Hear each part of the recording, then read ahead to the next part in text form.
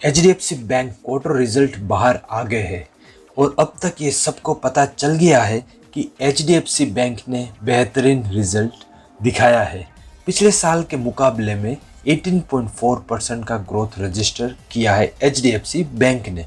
अब ऐसे मौके पर एचडीएफसी के शेयर्स को ऊपर जाना तो सबके तय था, पर लेकिन सारे यूट्यूबर्स ने वीडियो भी बना लिया था और कैसे एचडीएफसी का धमाका होने वाला है ये भी डिस्क्रिप्शन में दे दिया था। लेकिन वैसा धमाका कुछ नहीं हुआ और मंडे को मार्केट खुलते ही एचडीएफसी बैंक का शेयर प्राइस 1230 पर शेयर से लेकर 1202 रुपये पर आ गया था।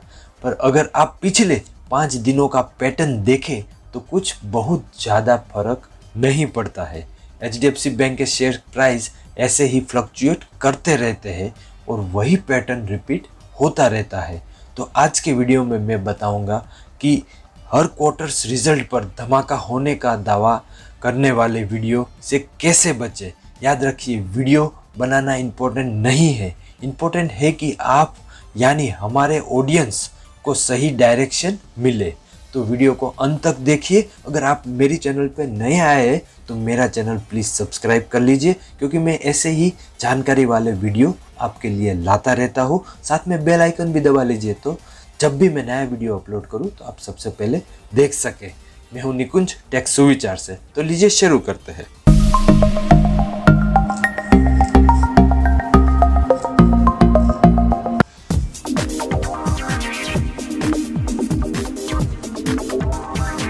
क्वार्टर रिजल्ट का एनालिसिस। एचडीएफसी बैंक ने क्वार्टर 2 में 18.4% का ग्रोथ अनाउंस किया है। पिछले साल इसी क्वार्टर में ये अमाउंट 6,354 करोड़ था। इस साल ये अमाउंट 7,513 करोड़ हुआ है। अब ये प्रॉफिट कैसे इंक्रीज हुआ ये समझिए, तभी आपको समझ में आएगा कि पर शेयर प्राइस इसका क्या इम्पैक्ट होगा। और कोई भी वीडियो अगर ऐसे टॉपिक पे इग्नोर करता है और सिर्फ 3/4 टेक्निकल मार्कर दिखा के और क्वार्टर में 18% ग्रोथ हुआ है दिखाकर कहता है कि अब ये धमाका होने वाला है, तो आप खुद समझ जाइए कि ऐसे वीडियो के प्रेडिक्शन को फिल्टर कैसे किया जाए। एचडीएफसी बैंक के प्रॉफिट इंक्रीज होने का मेन रीज़न यहाँ पे ऐसे कुछ है, मैं आगे आपको दिखाता हूँ।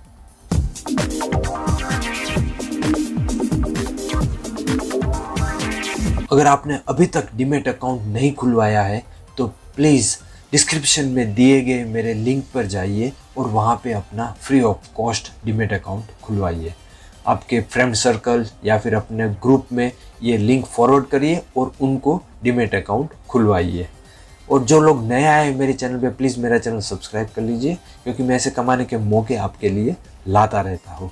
चलो दोस्तों, तो आगे देखते हैं। Earning interest rate spending interest rate से ज़्यादा है। इसका क्या मतलब है? यानी एचडीएफसी बैंक ने जो लोन दे रखा है उस पे 9% का इंटरेस्ट चार्ज कर रही है अभी भी, और अपने बैंक में रखे हुए एफडी पर सिर्फ 5% का इंटरेस्ट रेट दे रही है। यानी कमाई ज़्यादा खर्चा कम, तो इससे प्रॉफिट तो होना ही है।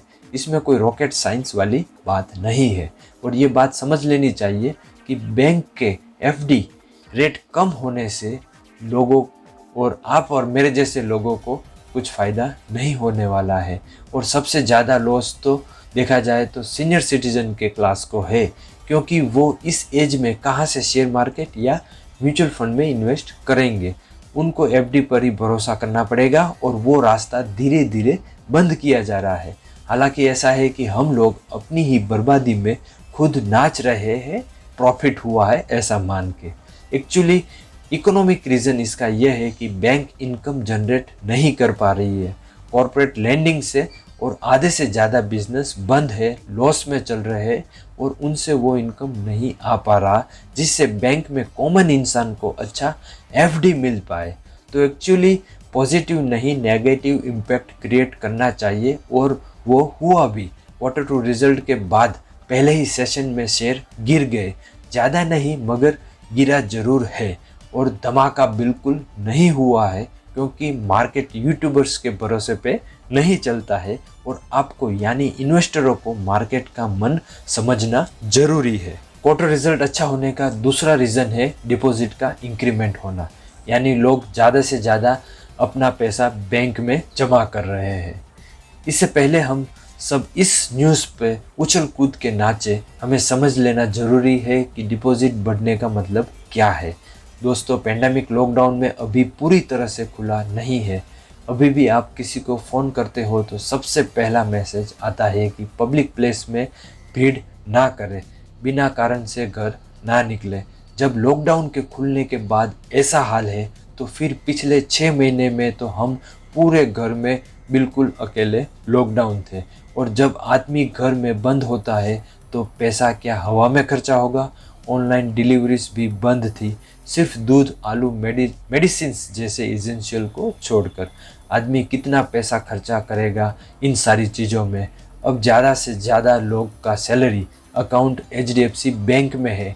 ATM विड्रॉल्स भी बंद थे।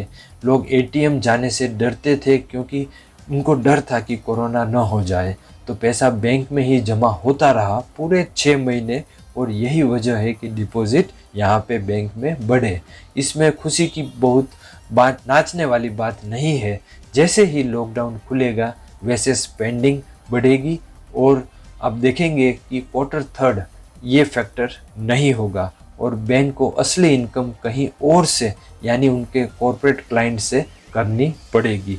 जैसा मैंने पहले ही आपको ये डाउटफुल एरिया है ऐसा करके समझाया था, इसलिए शेयर्स में वो धमाका नहीं हुआ जैसे ये यूट्यूब वीडियोस वाले जो 50,000 से 1 लाख व्यूज़ लोग के आए थे, वैसा यहाँ पे कुछ धमाका नहीं हुआ। अगर आपको ये मेरी बात पसंद आती है तो प्लीज़ लाइक कीजिए, शेयर कीजिए मेरा वीडियो। और एक रीज़न प्रॉफिट का यह है कि एसेट क्वालिटी बढ़ा है, यानी नॉन परफॉर्मिंग एसेट्स, यानी ऐसे एसेट्स जिससे कोई इनकम नहीं होता है, बैंक को या बैड लोन जैसे एसेट्स कम हुए हैं। अब ये भी एक कॉम्प्लिकेटेड टॉपिक है। सुप्रीम कोर्ट ने रिसेंटली एक वर्डिक्ट में NBA को रिक्लासिफाई किया था, मतलब कौन से एसेट्स को NPA कहा जाएगा और किसको नहीं, ये सब यहाँ पे बताया था। अब समझिए, जिस चीज़ को कैलकुलेट कर रहे हैं उसका फॉर्मूला बदल दिया जाए तो रिजल्ट और ही कुछ होगा। इसका मतलब ये नहीं कि वो चीज़ सही मामले में बदल गई। NPA कम हुआ है 28 बेसिस पॉइंट, यानी अभी HDFC बैंक का NPA का अमाउंट था 1.08% जो 1.36% था। ये अभी कैलकुलेशन या गणित बदलने से हुआ है। कुछ लोगों के लिए ये धमाका था, लेकिन वो लोग ये धमाका क्यों किया वो आगे देखना भूल गए कि बैंक में 3,700 करोड़ का प्रोविज़न रखा है, यानी पैसा अलग से रखा है जो बुरे दिन में काम आएगा। ये अमाउंट एक साल पहले 2,700 करोड़ था, यानी 37% का इंक्रीमेंट यहाँ पे किया गया है। और इसमें से भी 2,300 करोड़ प्रोफोमा NPS के लिए कंटीजेंसी की तरफ से रखा गया है, यानी NPA को कंपनी भी एक बहुत बड़ा खतरा जैसे देख रही है। और ये मार्केट इन्वेस्टरों को समझ में आया और इसीलिए शेयर प्राइस में एक ही दिन के स्टार्ट में फटाक से चढ़ गया और वो नीचे भी आ गया, क्योंकि ऊपर जाने के लिए स्ट्रॉन्ग फाइनेंशियल रीज़न भी होना चाहिए। अगर ये बात आपको अच्छी लगती है तो प्लीज़ चैनल मेरा लाइक कीजिए, शेयर कीजिए और सब्सक्राइब कीजिए।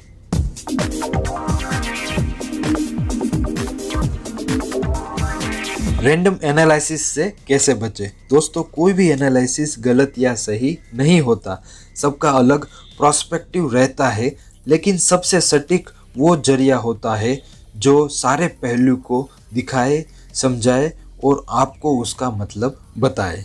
यानी सारे पहलू को मैंने आपको समझाया है, मैंने आपको ये आपके सामने रिजल्ट में जो फैक्टर्स रिस्पॉन्सिबल है वो कितना रिलीवेंट और वैलिड है लॉन्ग टर्म में, ये सब बताया है। सच बात यह है कि फाइनेंशियल सेक्टर में बहुत प्रेशर में है, बिजनेस बंद हो चुके हैं, डिमांड नहीं है, देश की इकोनॉमी भी बुरी हालत में है। HDFC ने यहाँ पे जो शानदार रिजल्ट दिए हैं क्वार्टर्स में, वो एक अलग देखने वाली बात है। जीडीपी पर कैपिटा भी काफ़ी कम हो चुका है। इस हालत में बैंक या फाइनेंशियल इंस्टीट्यूट बहुत ज़्यादा प्रॉफिट आउटलुक में नहीं है। ये भी बात अच्छी है कि एचडीएफसी बैंक में लगातार क्वार्टर्स में ग्रोथ और प्रॉफिट दिखाया है, मगर कैसे दिखाया है वो इन्वेस्टर जानते हैं और इसीलिए प्राइस में वो इफेक्ट दिखाई दे रहा है।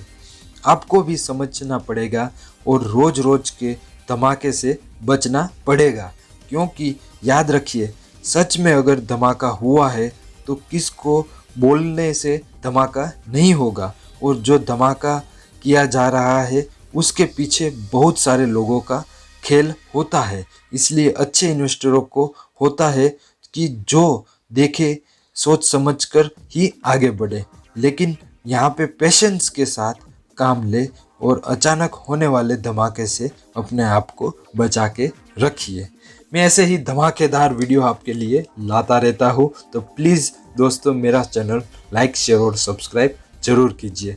आपको कैसा लगा वीडियो मुझे कमेंट बॉक्स में बताइए। मैं ऐसे ही धमाकेदार वीडियो आपके लिए लाता रहता हूँ, आपकी जानकारी बढ़ाता रहता हूँ, तो आपका कुछ लॉस नहीं है, आपका फ़ायदा ही फ़ायदा है। और ये चैनल सब्सक्राइब करने के लिए आपको कुछ चार्ज भी नहीं है, तो प्लीज़ मेरा चैनल सब्सक्राइब कीजिए और ज़्यादा से ज़्यादा लाइक करिए, शेयर कीजिए और मुझे मोटिवेट करिए।